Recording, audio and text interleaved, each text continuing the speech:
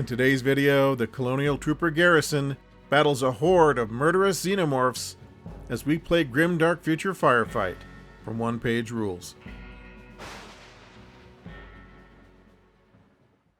Well, hi folks, and welcome to the channel. I'm Lee, your old hammered host. I'm here with Lynn, your other old hammered host. Hello. And today we're going to play our second on-screen game of Grimdark Future Firefight from One Page Rules. So as you can see, we are returning to the wasteland outpost of Cold Water, though it has been 60 years since our last adventure here, and there have been some changes. So Cold Water has kind of rearranged itself somewhat to create a new battle map, and civilization has almost arrived in the wasteland. There is a few communities 100 miles away that might pass for regular towns and cities, but Cold Water is still an outpost, though a valuable one because of its access to the deep rock aquifer. So in today's game, the local garrison, which again is about 100 miles away, has received an ominous and sort of vague distress call from the outpost of Cold Water. So they have loaded themselves up in their rickety transport, and they've made the dangerous journey through the wasteland, and their transport almost didn't make it. It's kind of falling apart, and so it just barely made it through the sandstorms and the dunes and the red scorpion attacks and made it to Cold Water. But when the garrison got here, they couldn't find anybody. No settlers, no visitors, no miners. Nobody seems to be here. And so in today's game, they have cautiously emerged from their rickety transport, and they are searching through the outpost, looking for any clues as to the fate of the occupants. And just by looking at today's forces, you probably can imagine what happened to the poor residents of Cold Water. So here we have 295 points from the alien hives, facing off against 285 points from the Human Defense Force. So we gave the Xenos a 10-point advantage because they're going to be setting up outside of town, and the defenders will have first pick of all their defensive positions inside the town. And we're actually going to play this kind of like a solo game. So Lynn is going to be playing the human defenders, and I will essentially be your AI for today. So think of me as a Commodore 64 running the game-controlled Xenos. So I'm kind of like the hive mind, whispering into their little lizard brains and telling them to move forth and kill. And we like the card mechanic, so we're going to use it again. Yeah, correct. So in the last game, we used a card mechanic to randomly activate the cultists. Today, we'll be using that same mechanic to activate the Xenos. And then Lynn will be using the power of her human brain to control the Human Defense Force. So yes, so today's experiment is who's smarter, a human being or a deck of cards? I'm thinking it may be the deck of cards. So we're going to run down the forces here real quick. There's nothing too fancy. So we have a Prime Warrior. He has a toughness of 6 and 4 attacks with Razor Claws. We have 2 squads of these Assault Grunts, and they have Razor Claws as well. There's 2 squads of Shooter Grunts with a little 12-inch range bioweapon. And this happy little fellow is called the Soul Snatcher. So he has Scout and Strider and a couple other things. So he is going to be deploying last, along with the Human Defense Force Sniper, who's right there. And so they will be able to kind of position themselves after everyone else has placed. On the Human Defense Force team, these are our Colonial Troopers. We have Lieutenant Dan, who you may remember from our Space Weirdos game. So he's facing off against the bugs once again. There is a sniper here. There is a rifle squad with a plasma gun. 2 rifle squads, each with a flamethrower, and then an autocannon squad. So the troopers are going to pick their spots within the town. They'll be able to set up first, and then we will randomly deploy the aliens around the edge of the board. And then we will roll for initiative to see who moves first, and then after that, it's alternating activations, with the aliens being randomized by the deck of cards. So that's what's going on today. So we have Xenos versus Colonial Troopers here in the town of Cold Water, and we're going to take a few minutes off camera to set up our forces, and then we will jump right into gameplay. So we'll be back in just a second. All right, we are back, and we have placed our forces. So Lieutenant Dan and his Colonial Marines are kind of setting up shop here in the center of town. So we have Lieutenant Dan right there. There's a flamethrower squad, another flamethrower squad, an autocannon. And then up here on the Wasteland Quick Stop is the sniper and a squad with a plasma rifle. They are positioned very close to this squad of Assault Grunts with Razor Claws who have popped up out of the desert very near the Quick Stop. Not too far away is a squad of Shooter Grunts with their 12-inch range bio rifle. Hiding behind this shipping container is the Soul Snatcher. In another universe, they're known as Gene Stealers. and he would really like to hop on this crate, hop onto the roof, and snack upon the autocannon because they're delicious. Over here is the Prime Warrior. He's posing majestically, and he's pretty tough. He's got a toughness of 6. He has 4 attacks, but he has no shooting, so he needs to get up close and personal and get in a brawl to do any good. And over here we have another squad of stabby Xenos, and perhaps they're going to use the restroom before entering the battle. And finally we have another squad of shooter Grunts. So the Xenos really don't have much in the way of shooting, so hopefully their hand-to-hand game will make up for that.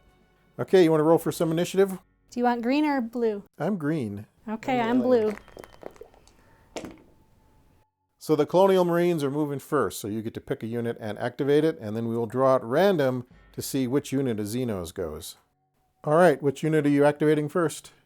I'm going to activate this unit with the plasma rifle and see if we can thin out this herd of Xenos here. Okay, so you have 2 regular riflemen and a plasma gun, and unfortunately that's not a flamethrower, which would lay down a wall of napalm on these guys, but it'll punch a big hole in one of them if it hits.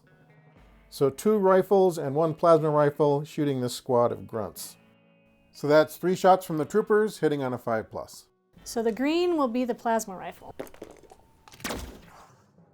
So the plasma hit and the 2 rifles missed, so that's a 6+ to save because it's like AP4, right? It is. And he did not save. Congratulations, you bagged a bug.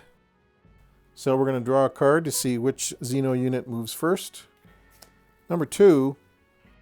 So these guys here are fast and they have striders, so they could try to climb the building, but I think we're going to have them run around this way instead to try to get some cover.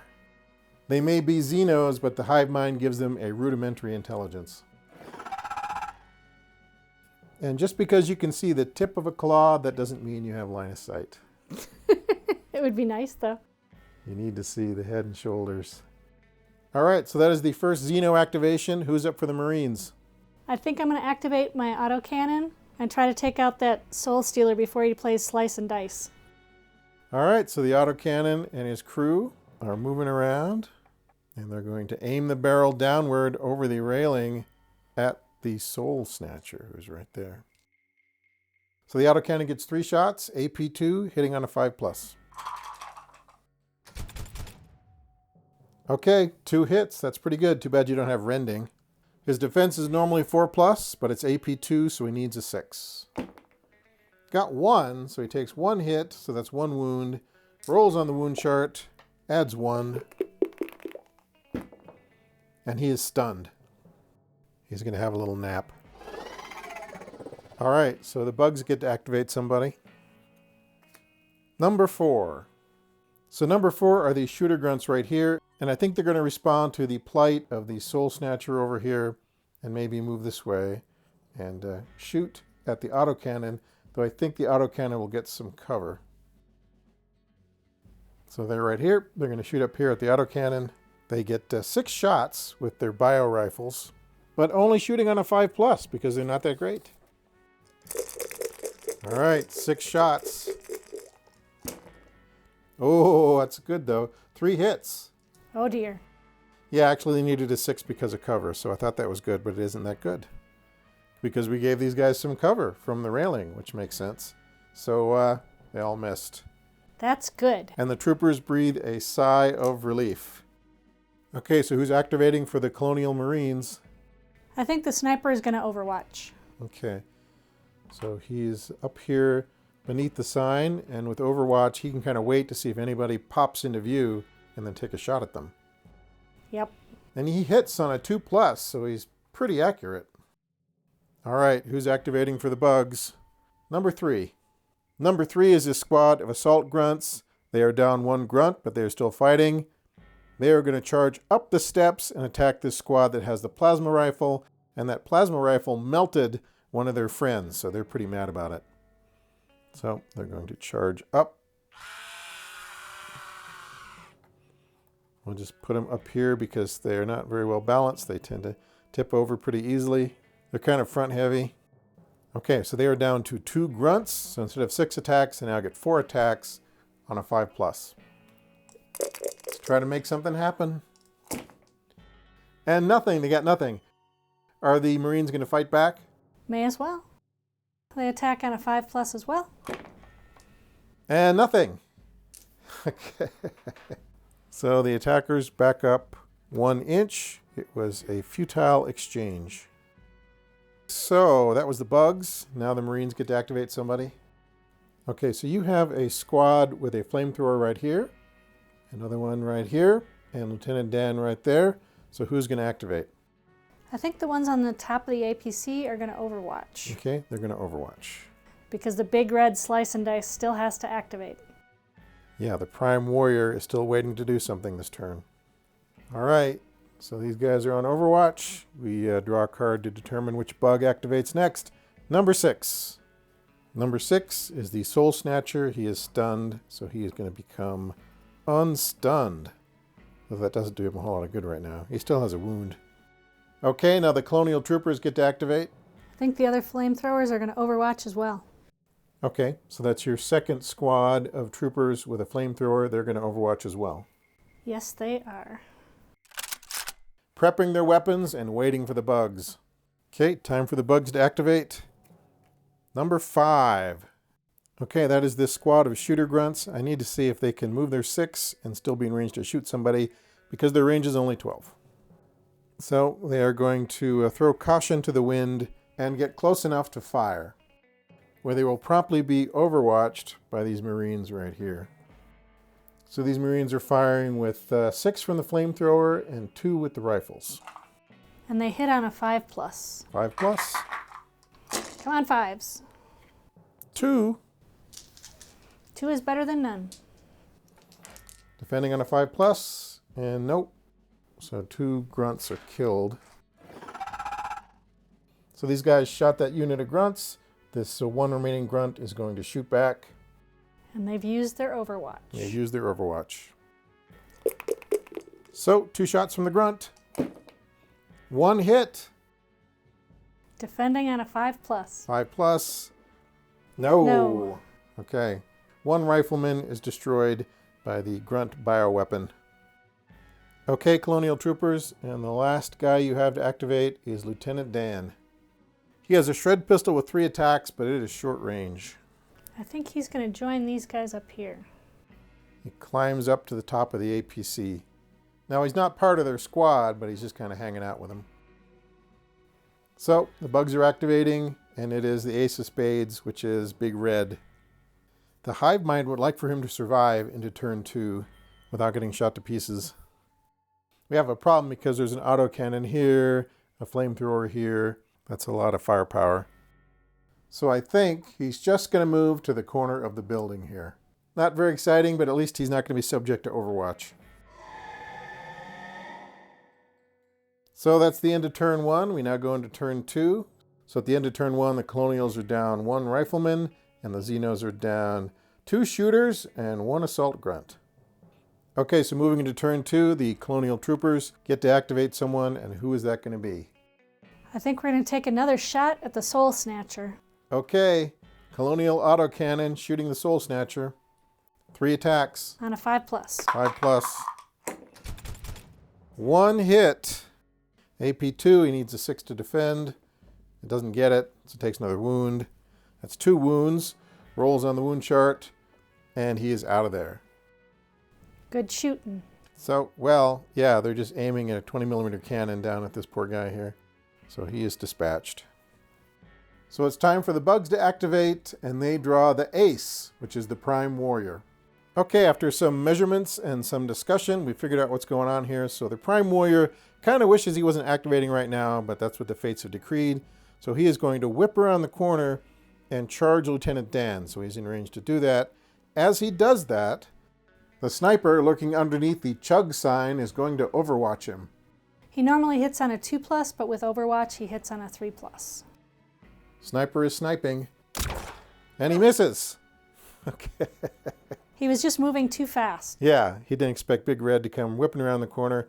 So he continues on his journey, and he hops up here. And then these 3 guys are going to overwatch him as well because they're on Overwatch.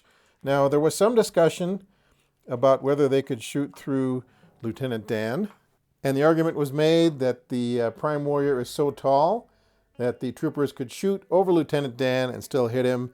And the Commodore 64 says, we'll allow it because it's cinematic. So that's what's happening. So before the Prime Warrior attacks Lieutenant Dan, these three guys are shooting at him. That's 2 rifles, 1 flamethrower. That's 8 shots. Hitting on a 6+. Hitting on a 6. 6s. Lots and lots of 6s. No. None. None. None at all. They were startled by this big red monster jumping on the APC, and so they missed. Sorry, Lieutenant Dan. So the Prime Warrior attacks with Razor Claws. He gets 8 attacks, hits on a 4+, AP1. I'm going to reroll that one, which is too bad because it was a 5. And 3 hits, AP1. Okay, so he normally has a 4+, so that saves on 5+. Saving on a 5+. Lieutenant Dan. Saved 1, takes 2 hits. So he's got 3 wounds, so he's not down. Does Lieutenant Dan wish to fight back? He may as well. So 2 attacks with an energy sword, AP1 with rending. Hitting on a 4+. Ooh, 2 hits. Regular hit is AP1, and the rending is AP4. The Prime Warrior has a defense of 4+. So he needs a 5 and a 6. And didn't get either, so he takes 2 hits. So he is down to 4, and he backs up 1 inch. I'm just going to put him down here, but he's actually up there somewhere. Okay. So that's what's going on up here, and now the Colonial Troopers get to activate. And you're activating this infantry squad with the plasma rifle, correct? Yes, indeed. Okay. Are they going to shoot these guys? Yes, they are. Okay. You're shooting the 2 assault grunts. Plasma rifle is AP4, so I'm going to use the green one for him. Okay. Hitting on a 5+. Oh, okay. 2 hits, 1 AP4. That's the green one. So the assault grunts need a 5 and a 6 to block. And, well, didn't quite get it. That would have had to have been a 6 because that was the plasma. So missed that one, got that one. And so 1 grunt is destroyed. Okay, the wily Xenos are activating. It's going to be number 2. So that is these grunts right here, and I think they're going to charge somebody. Who's the lucky winner? I think they're going to run around the fence and charge your flamethrower squad. So just imagine them clambering up the side of the APC. So they go skittering up the side of the APC, and what do the Colonial Troopers feel about that? Keep those razor claws away from us. That's right. And they just used their Overwatch, which is unfortunate. So 6 attacks from the bugs. Yep. Hitting on a 5+. 2 hits with Razor Claws on the Incinerator Squad. So defending on a 5+. Defending on a 5+. No. Nope. So 2 troopers are killed by rampaging bugs, leaving just the flamethrower. Does the flamethrower guy wish to retaliate? Yes, he does. Okay. So he gets 1 attack. On a 5+. 2. Nope. And the bugs back up 1 inch. For an AI, I find myself surprisingly happy with that outcome. Perhaps I am becoming self-aware. Now the Colonial Troopers get to activate. So after some consideration, you decided to activate the sniper. He did Overwatch this turn, but he still gets his regular activation, which is now. So is he going to shoot that guy or one of these guys over here?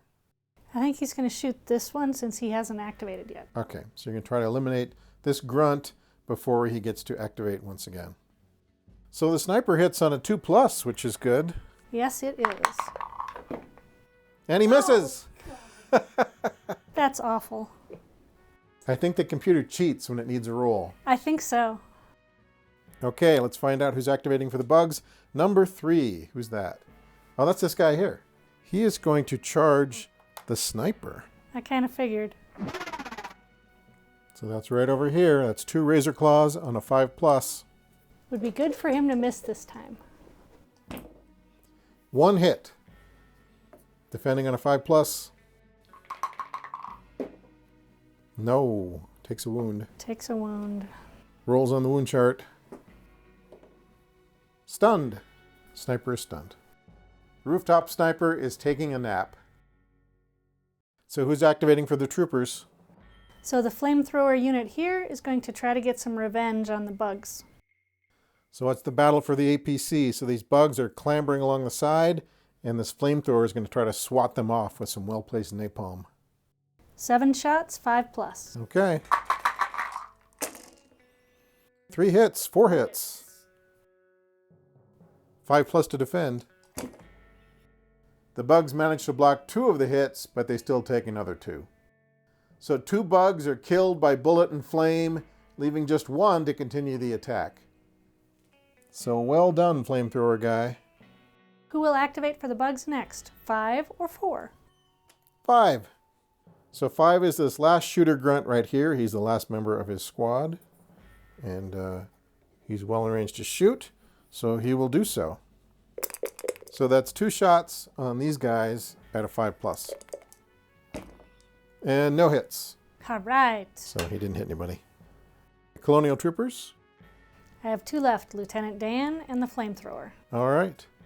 Is the flamethrower going to try to swat this bug down here? No. No?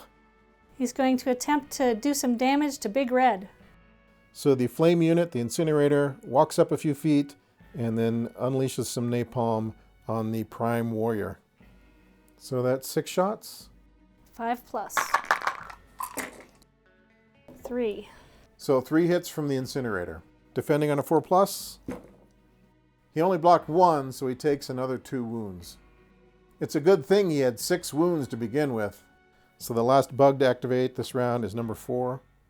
That's the shooters down here, and they would like to shoot at the autocannon, but that darn railing kind of gets in the way. So I think if they move this way instead, I think they can shoot up here at this unit with the plasma rifle. And because they're standing out on the edge, there's not much in the way of cover, so the little grunts are shooting up this way. 6 shots on a 5+, and 3 hits. Oh dear. 5+ to block. Blocked 2 of the 3. So 1 rifleman goes away. That could have been a lot worse. It could have been a lot worse. So those grunts activated, and there's 1 trooper left to activate, and his name is Lieutenant Dan. So there's Lieutenant Dan right there. He has 3 shots with his shred pistol. And it has rending, so he's going to try to polish off the Warrior Prime with some high-power razor-sharp flechettes. So he's hitting on what, a 4+? He hits on a 4+. All right. 3 hits. Oh my gosh. 1 rending. 1 rending. So he needs 2 5s and a 6. And let's see. Well, he defended once, but the other 2 hit. So the Prime Warrior loses his last 2 hit points and has to roll on the wound chart. And is not eliminated, but he is stunned. So the Prime Warrior is stunned. So that was the end of round 2. Now we go into round 3, and the troopers are doing a valiant job of holding the center of the shanty town, but there are still a few bugs left. Let's see how much damage they can do in round 3. Okay, so it's the troopers' turn, and I'm guessing you're not going to take any chances with the Prime Warrior. You're just going to jump on him and stomp him with a boot. Yes. So Lieutenant Dan jumps down and stomps on the Prime Warrior, removing him from battle. So way to go, Lieutenant Dan. You dispatch the Warrior Prime with a combat boot. So the bugs activate number 2. That's this guy right here. And I think that he is going to charge this flamethrower guy because he can eliminate him possibly and get rid of the unit. So Lieutenant Dan jumps down, and this guy's watching, and he's not looking behind him, and all of a sudden... So that's 2 razor claws hitting on a 5+. 1 hit. Defending on a 5+. Right. Yes. Okay. Is he going to fight back? Yes. All right. He's fighting back with the butt of his flamethrower. Hits on a 5+. And he does. The bug defends. And he does. Okay. So he backs up 1 inch. Okay, so now the troopers get to activate, so who's doing what? The unit with the plasma rifle is going to Okay. move just slightly and attack the grunt. Because you don't want this grunt to knife your sniper while he's lying on the ground. I do not. So 1 plasma gun and 1 regular rifle hitting on a 5+. Plasma gun is red. Okay. No! No hits. That's horrible. They fired at point blank range, but didn't hit. They were shaky with adrenaline. Okay, who's activating? Number 5. That's this lone shooter grunt over here, and he's going to fire at the Flamethrower unit next to the APC. 2 shots hitting on a 5+. No! Okay, troopers. So Lynn has a plan to try to save her sniper.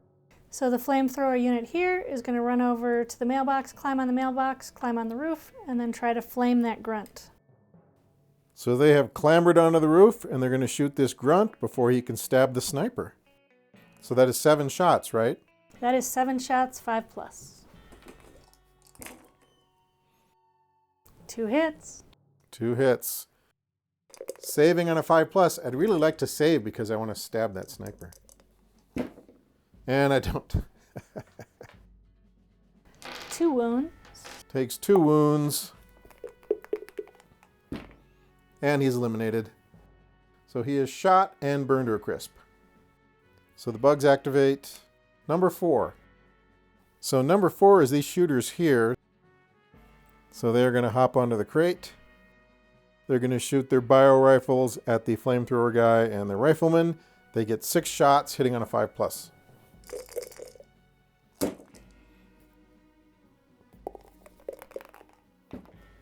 And 1 hit. So only 1 hit. Defending on a 5+. No. So that's these guys here. They used their disgusting bioweapons and killed 1 rifleman. Okay, so that's the last of the bugs. There aren't many bugs left. But you have a sniper who can stand up if you want him to. Yep, he's going to stand up. He's standing up. He's getting unstunned. Yep. Then you have your flamethrower and the autocannon. So they get to activate and do something violent, probably. So the flamethrower whips around and tries to incinerate that bug with 6 shots. 6 shots. 2 hits. 2 hits. Defending on a 5+. 1. So he takes a wound. Rolls on the wound chart. And is stunned. So he's stunned. And the final unit you have to activate is the autocannon. So he's going to shoot those shooter grunts with some 20mm explosive rounds. So these shooter grunts here are catching cannon fire from the adjacent rooftop. 3 shots on a 5+. Ooh, 2 hits. AP2. AP2 because it's a cannon, right? Saving on a 6. And no. So 2 grunts are basically exploded by the cannon rounds. So that is the end of round 3. So the bugs have lost 50% of their starting force. More than that if you count individual bugs, but they still have technically 1, 2, and I think there's a guy over there. So just 3 bugs left representing 3 units, but they need to roll for morale. So we'll start with this guy here. He has a quality of 5+. And he makes it with a 6. So he's still around even though he's stunned and someone's going to stomp on him. There's this shooter grunt here. He has a quality of 5+. And he also makes it. Those are some stubborn bugs. They're very stubborn. They hear the whispers of the hive mind. They don't feel alone that way. That's right. With the hive mind, you're never alone. And 1 little bug down here. He needs to roll a 5+. And he got a 3, so he's out of there. So he's going to rush back to the desert. He's had enough of this. So, okay, I guess that's a wrap on today's game. The Colonial Troopers did an admirable job of defending the shantytown. And we can just show their casualties because all the bugs are pretty much wiped out, with the exception of 2, one of whom is stunned. So the poor riflemen took the brunt of the casualties, and the special weapons troopers were preserved I wonder why that was. Could it be favoritism on the part of command? I don't know. Yeah, and Lieutenant Dan is hanging on with one wound. He was almost killed, but he managed to stomp the Warrior Prime with a combat boot. So that makes it all worthwhile. So Lynn, what'd you think about pitting your shooty army versus the fighty army of the bugs? It's okay, except when you're going against those fast ones. They get in there pretty quick. Yeah, they certainly do. These assault grunts move 16 inches, and they're pretty good in close combat, but they were not able to seal the deal this time around. And the flamers, I think, helped you thin out the ranks. And the cards helped us in some occasions. Right, so we were sort of emulating a solo game. I mean, I was moving the bugs around, but the card mechanic was meant to be a randomizer, and that was sort of a disadvantage for the bugs because there was a couple of instances where the wrong bug got activated, and I could have done a little bit more with somebody else. But we did give them a 10-point buff on this game, and it's just a game.